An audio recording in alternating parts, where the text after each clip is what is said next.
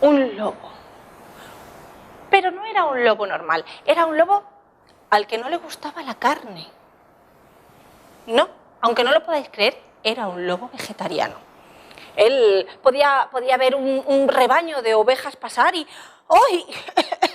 ¡Qué asco, qué mal huelen! Yo no comería eso en la vida. Y con esa lana tan sucia que llevan siempre y que van soltando cagarrutas allá donde van. A este lobo lo que de verdad le gustaban eran las verduras.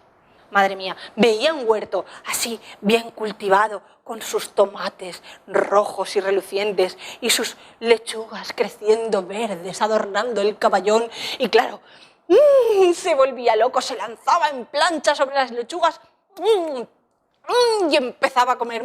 ¡Qué ricas lechugas! ¡Una remolacha!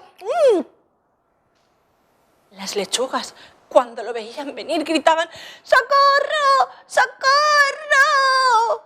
Pero claro, el lobito ni las oía, porque como los vegetales y los animales hablan lenguas distintas, pues no se pueden comunicar.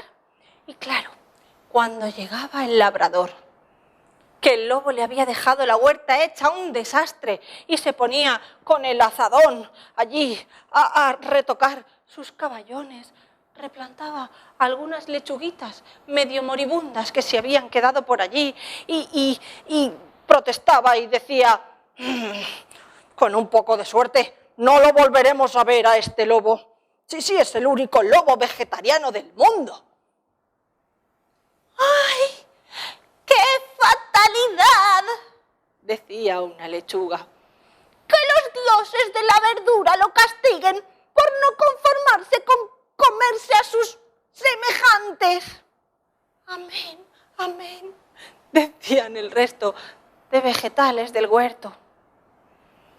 El pobre lobo, ni siendo vegetariano, consiguió tener buena fama.